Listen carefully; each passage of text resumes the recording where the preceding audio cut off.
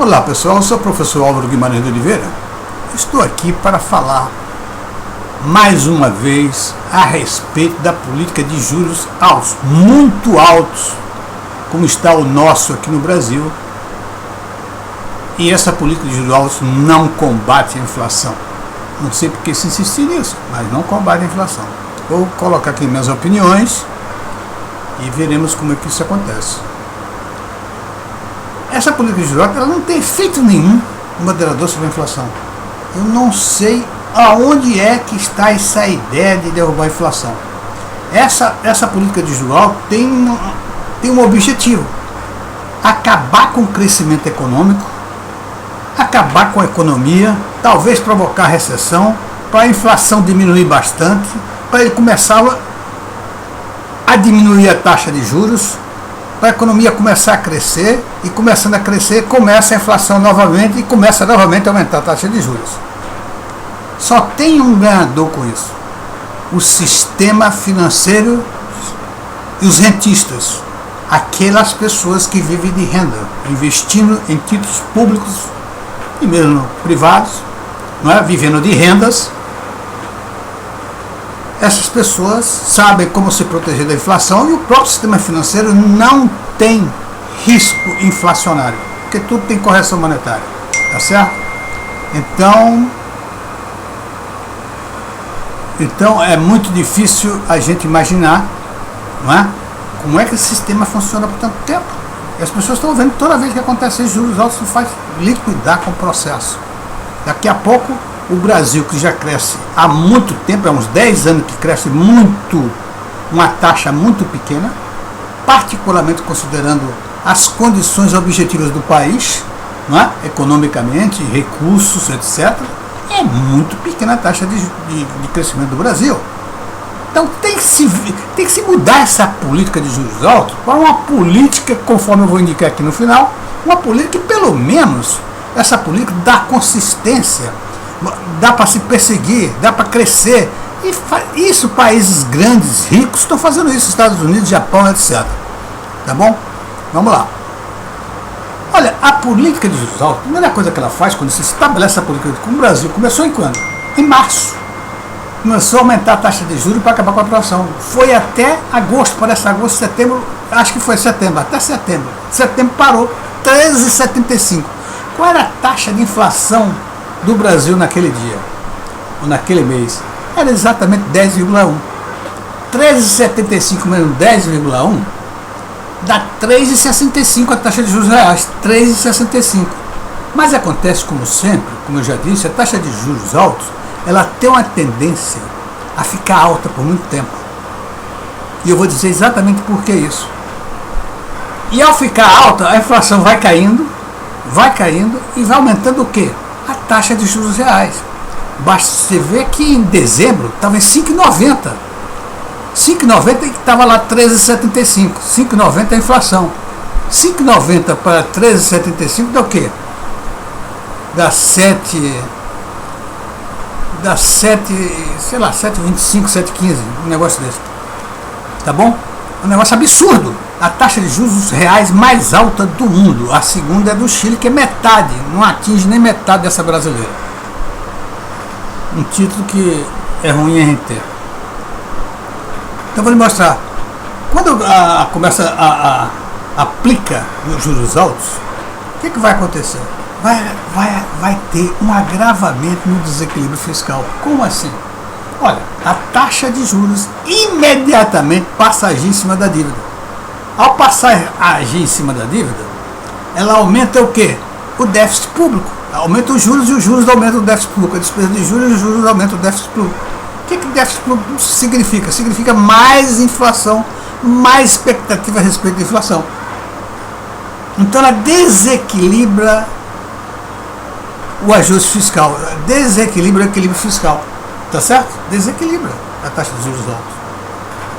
E aí, se o governo está botando uma taxa de juros para combater a inflação, quando ele faz isso, no primeiro mês que ele aumenta, a inflação vai aumentar por causa desse desequilíbrio e porque também outras coisas acontecem. Não é? As pessoas vão para a rua imediatamente comprar aquilo que ele precisa comprar, como eu, por exemplo, compro remédios, compro, sei lá, sabonete, compro qualquer coisa de casa, que eu sei que vai aumentar. Então aquilo que eu puder comprar, antecipar a compra, eu antecipo. Então isso gera uma pressão adicional e o que acontece? A inflação aumenta. E como é que o Banco Central vê isso? Olha, aquela taxa que eu botei, apesar de alta, a inflação está resistente, temos que aumentar. Aí aumenta a taxa de juros. Aí acontece o mesmo processo, que está aumentando o desequilíbrio fiscal com a taxa de juros alta, que está gerando juros, despesa de juros da dívida interna, não é? E todo esse fenômeno aí, as empresas privadas, as empresas de uma maneira geral, elas passam a fazer antecipação de produtos que ela queira comprar, porque ela já sabe que vão ser mais caros no futuro. Então tudo isso gera inicialmente uma pressão de compra. E a empresa, por exemplo, ela está tomando, ela continua tomando juros emprestados, os bancos estão forçando até emprestar mais, porque ele quer que a inflação suba, né? Inflação suba mais. Então, quando ele faz isso, as empresas tomam dinheiro emprestado, porque elas acham que tomando aqueles juros ali, que daqui a pouco vai ser maior ainda, elas podem ainda repassar para o mercado. E isso acontece, elas vão repassando. Então, isso só vai ter problema lá na frente, em 6 ou 8 meses, quando as empresas perceberem que está havendo inadimplência. Aí é o sinal de alerta para ela, inadimplência. O que é que ela faz? Para de fazer empréstimo, diminui o crédito e diminui a inflação. E o que é que faz isso? Aumenta a taxa de juros. Quem que ganha 2 vezes? Ganha os bancos novamente. Ganha na subida e ganha na descida. Então isso não vai parar nunca, esse juro. E eu quero dizer a vocês o seguinte: por que não segura essa taxa de juros então? Olha, se você prestar atenção, geralmente o economista que vai dirigir a economia do país, geralmente vem do sistema financeiro. O presidente do Banco Central geralmente vem do sistema financeiro. Todos acostumados a isso. Você acha que eles vão ter interesse em mudar esse esquema e deixar de ganhar dinheiro?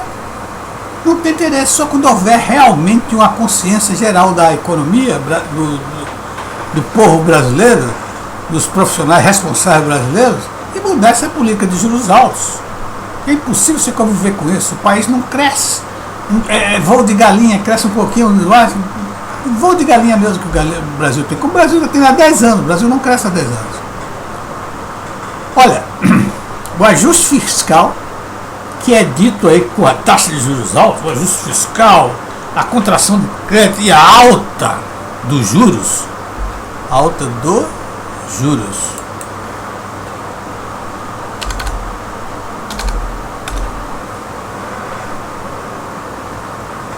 destravam efeitos recessivos da economia.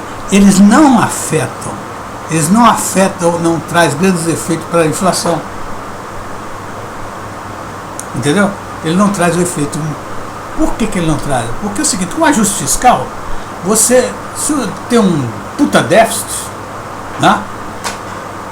O que você faz? Você vai trazer o déficit para zero ou próximo de zero.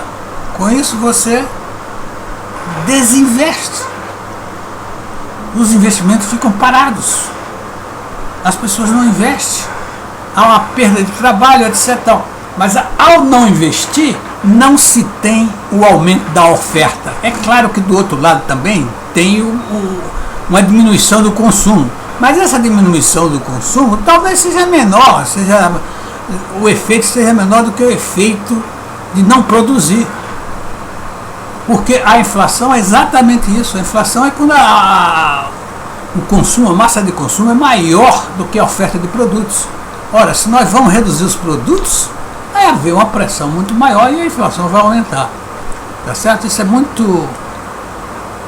Tem que prestar muita atenção. A contração de crédito é a mesma coisa. A contração de crédito significa que na mesma hora quando está se contraindo o crédito, que vai haver diminuição de investimentos, portanto vai haver diminuição da oferta de produtos. Mas eles não afetam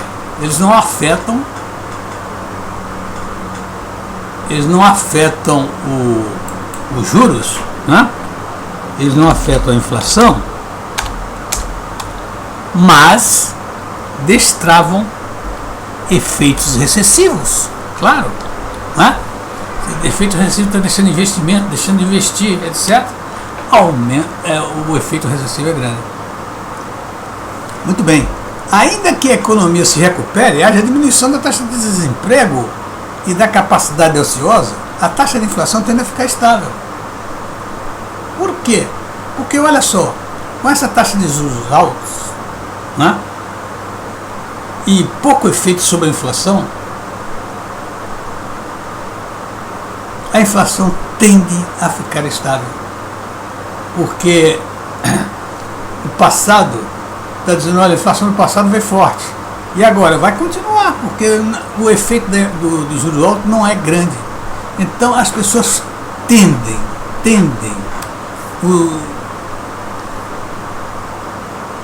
os investidores, os empresários tendem a manter a inflação que foi do mês passado. Eu aumento meus produtos com a taxa de inflação que foi do mês passado. E com isso existe uma grande possibilidade que a taxa de juros fique estável por muito tempo. Então, por que investir com essa política de taxa de juros altos tão perversa? Essa política de juros altos é muito perversa. Eu vou mostrar para vocês qual é a perversidade que existe nisso. Quando eu faço a taxa de juros altos, quem é que vai ganhar? São os banqueiros, são rentistas. Aquelas pessoas que investem, que sabem como investir, sabem se livrar da inflação. Tanto é que o sistema financeiro não tem o risco inflacionário, porque tudo tem correção monetária. Se eles têm correção monetária, eles ganham o spread, ganham a diferença, o juros real. Eles estão ganhando o juros real integralmente, sem nenhum risco, porque nem o risco inflacionário eles têm.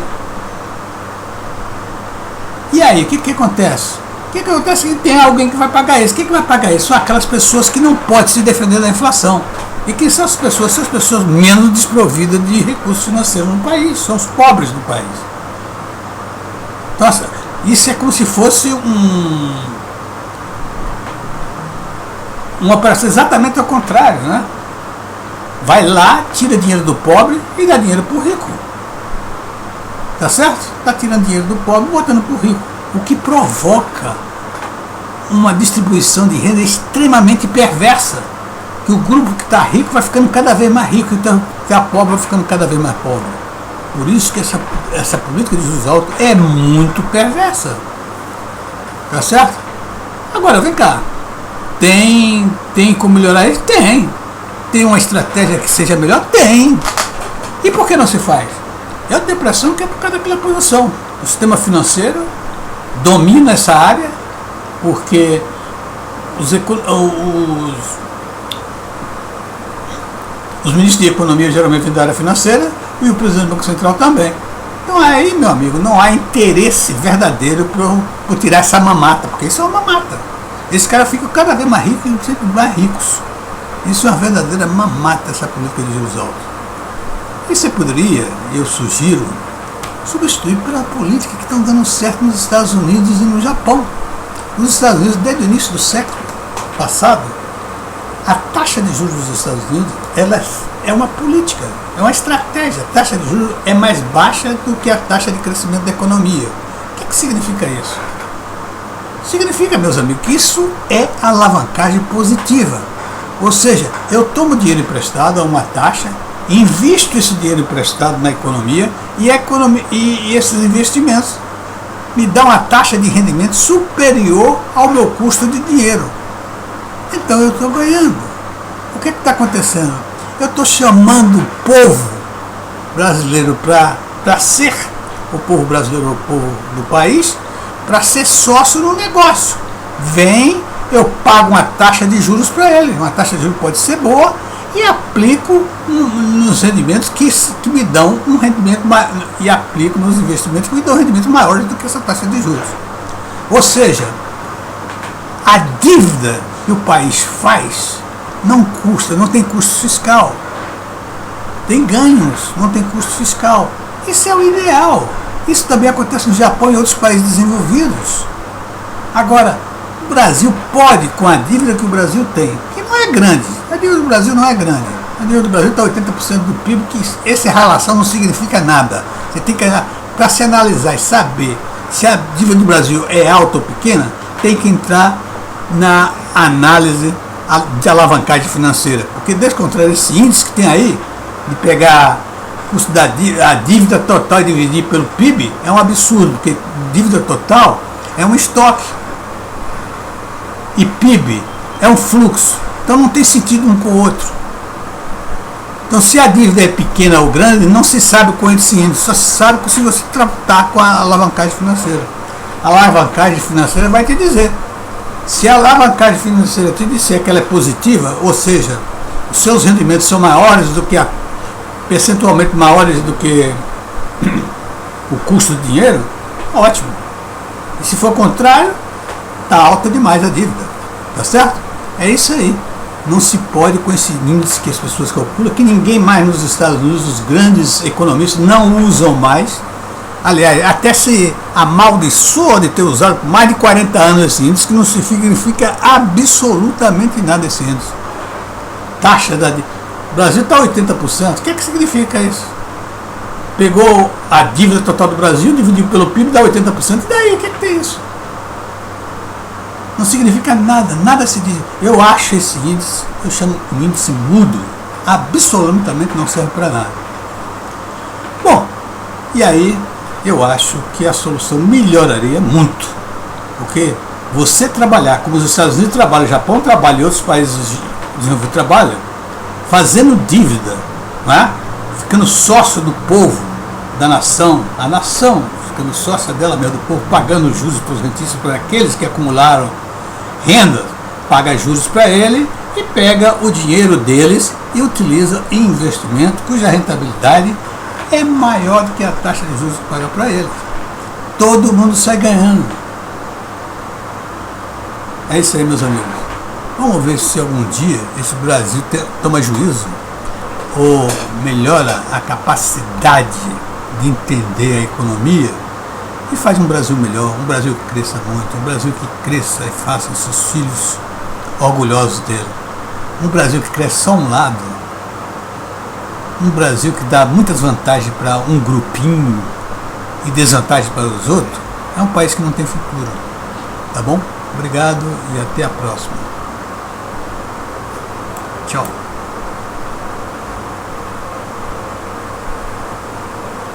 Tchau, pessoal. Dessa vez vai. Opa!